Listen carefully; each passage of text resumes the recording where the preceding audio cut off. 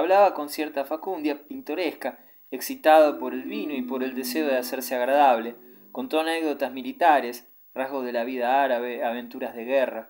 Encontró inclusive palabras de vivo colorido para describir aquellas áridas y amarillas comarcas asoladas eternamente por un clima de fuego.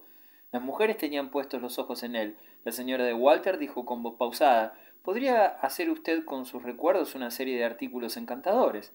Su marido, al oírla, miró al joven por encima de los cristales de sus lentes, como tenía por costumbre cuando deseaba ver bien a alguien.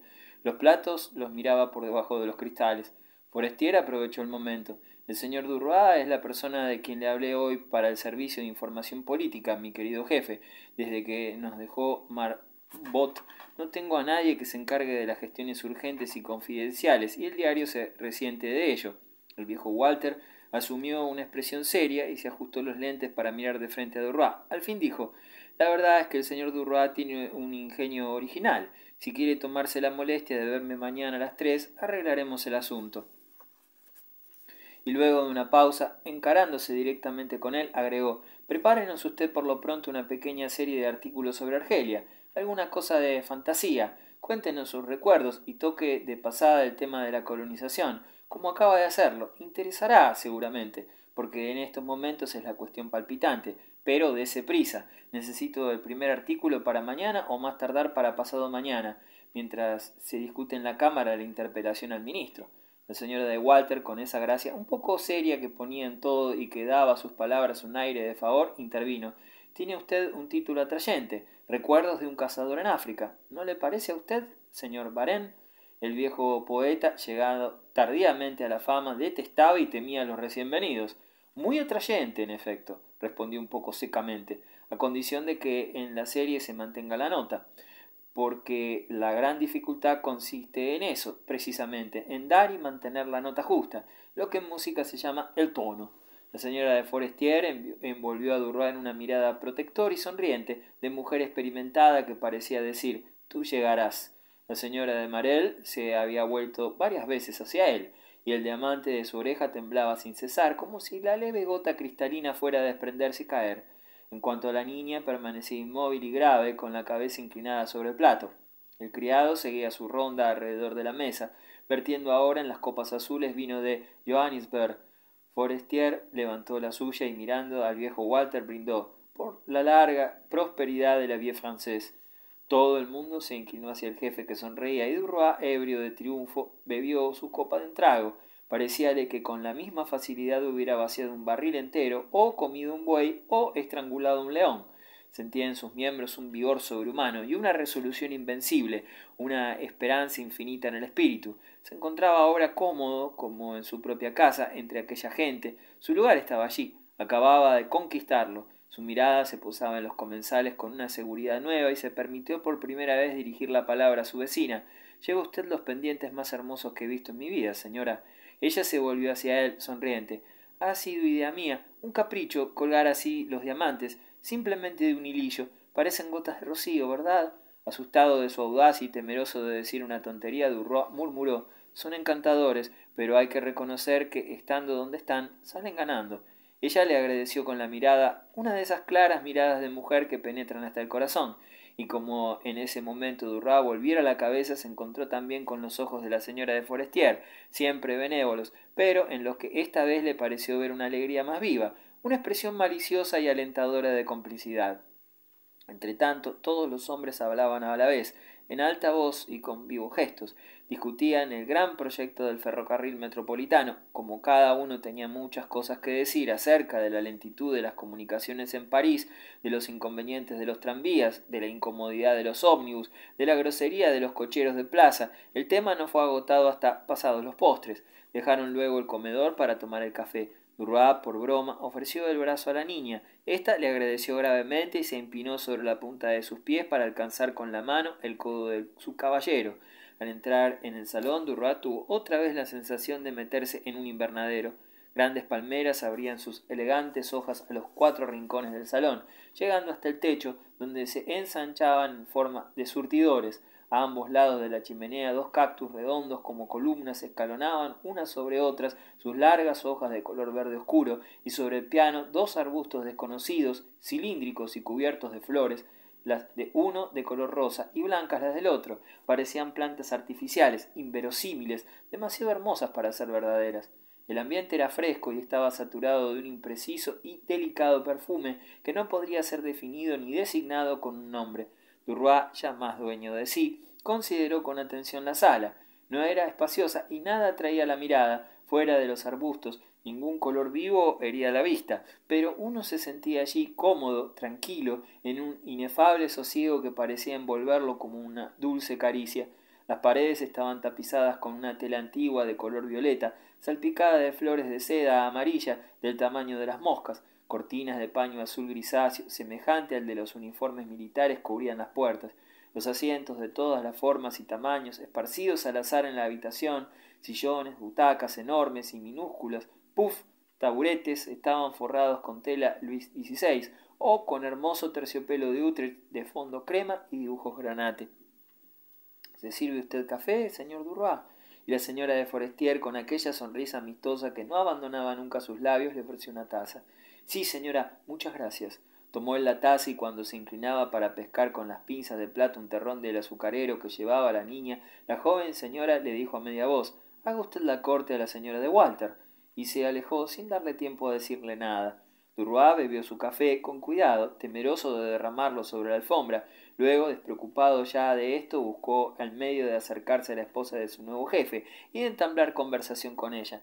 En eso estaba cuando advirtió que la señora de Walter tenía en la mano su taza vacía, sin saber dónde ponerla. La oportunidad era buena y la aprovechó. «Permítame, señora». «Gracias, caballero». Dejó la taza en cualquier parte y regresó. «Si supiera usted, señora, qué buenos momentos me hacía pasar La Vie Française allá en el desierto. Realmente es el único diario que puede leerse lejos de Francia.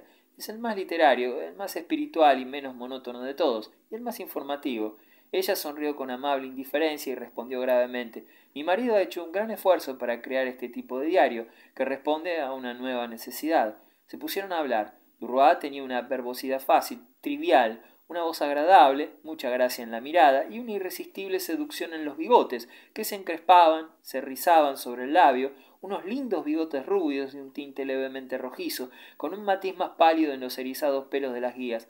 Hablaron de París, de sus alrededores, de las riberas del Sena, de los balnearios, de los placeres del estío, de todas las cosas corrientes sobre las cuales se puede discurrir indefinidamente sin fatigar el espíritu.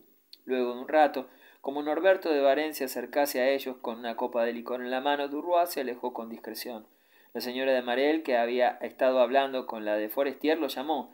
«¿De manera que piensa usted tentar al periodismo?», le preguntó a boca de jarro. Duroy se explayó, habló de sus proyectos en términos vagos, y luego recomenzó con ella la conversación que había tenido con la señora de Walter, pero como ahora dominaba mejor el tema, se mostró superior, repitiendo como suyas algunas de las cosas que acababa de oír. Buscaba insistentemente con sus ojos los de su interlocutora, como para dar un sentido más profundo a lo que decía. Ella a su vez contó algunas anécdotas con una vivacidad fácil de mujer que se sabe espiritual y que quiere siempre mostrarse intencionada, tornándose familiar. Le ponía la mano en el brazo y bajaba la voz para decirle cosas sin importancia, que tomaban así un tono de intimidad. Al roce con aquella joven señora, que así se ocupaba de él, Duroy se exaltaba interiormente. Hubiera querido entregarse a ella de inmediato, defenderla, mostrar lo que era capaz de hacer como un hombre, y la demora con que le respondía indicaba la turbación de su mente. De pronto, sin motivo aparente, la señora de Marelle llamó: «Laurina», y la niña acudió solícita. «Siéntate aquí, hija mía, cerca de la ventana puedes tomar frío». Duroy sintió un deseo loco de besar a la criatura, como si algo de ese beso pudiera tocar a la madre. Con tono galante y paternal le preguntó: «¿Me permite usted que la bese, señorita?». La niña levantó los ojos hacia él con aire de sorpresa y la señora de Marelle, riendo, dijo: «¿No sabes hablar, hija? Contéstale». «Con mucho gusto, caballero, con tal que no me pida usted lo mismo todos los días». Duroy se sentó y alzando a la niña la sentó sobre sus rodillas y rozó con los labios sus finos y ondulados cabellos. «¿Cómo?», se sorprendió la madre. «¿No le rechazas? Estoy estupefacto. No se deja besar más que por las mujeres. Es usted irresistible, señor Duroy».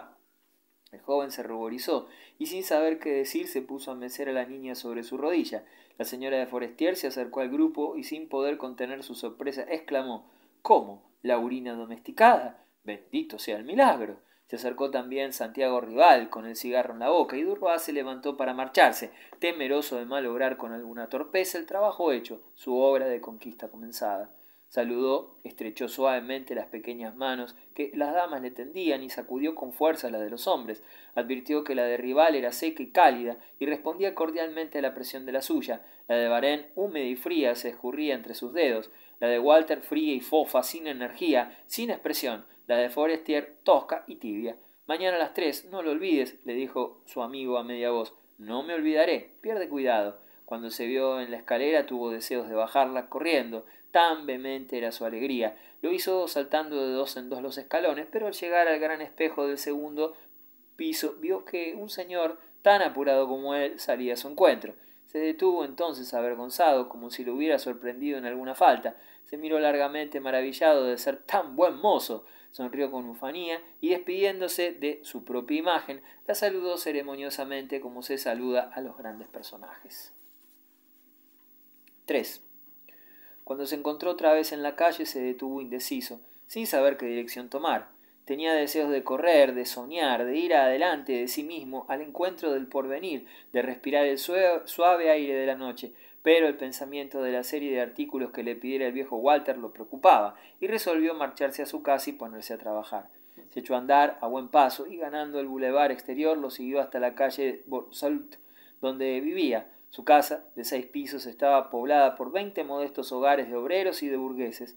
Subió la escalera alumbrándose con cerillas y al mirar los sucios peldaños llenos de trozos de papel, colillas de cigarros y desperdicios de comida, experimentó una profunda sensación de asco y el deseo de marcharse cuanto antes de allí y vivir como los ricos, en habitaciones limpias y alfombradas. Un repugnante olor de cocina, de retretes, de cuerpos humanos, un olor estancado de viejas y húmedas paredes que ninguna corriente de aire hubiera podido expulsar de allí, lo envolvía de arriba a abajo.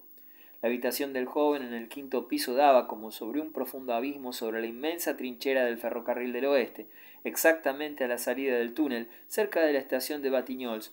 Durois abrió la ventana y se acodó en la barandilla de hierro enmohecido. Abajo, en el fondo de la sombría zanja, se veían inmóviles 3 señales rojas, semejantes a grandes ojos de animales, y más lejos otras y otras más. Los silbidos de los trenes, ya cortos, ya prolongados, atravesaban a cada instante la noche, próximos unos, otros lejanos. Del lado de Ansiers tenían modulaciones como si fuesen llamadas de voz humana.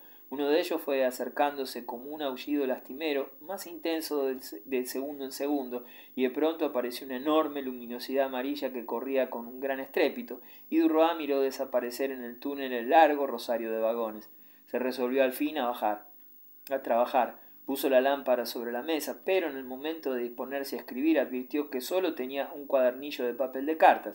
Tanto peor, utilizaría las hojas hasta en el margen. Mojó la pluma en el tintero y con su más hermosa letra escribió el encabezamiento: Recuerdos de un cazador en África.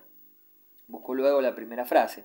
Acodado en la mesa, apoyada la frente en la mano y fijo los ojos en la blanca cuartilla, permaneció largo rato meditabundo. ¿Qué iría a decir? No se le ocurría ahora nada de cuanto había contado momentos antes, ni una anécdota, un hecho, absolutamente nada. De pronto pensó: lo mejor es que comience refiriendo mi partida, y escribió: era hacia mediados de 1874, el 15 de mayo, cuando Francia, agotada, se reponía de la catástrofe del año terrible. Al llegar aquí se detuvo sin saber cómo ligar eso con lo que seguía: el embarco, el viaje, sus primeras impresiones. Después de 10 minutos de meditación resolvió dejar para el día siguiente la redacción de la página inicial y apechugar por el momento con una descripción de Argel, y escribió: Argel es una ciudad completamente blanca.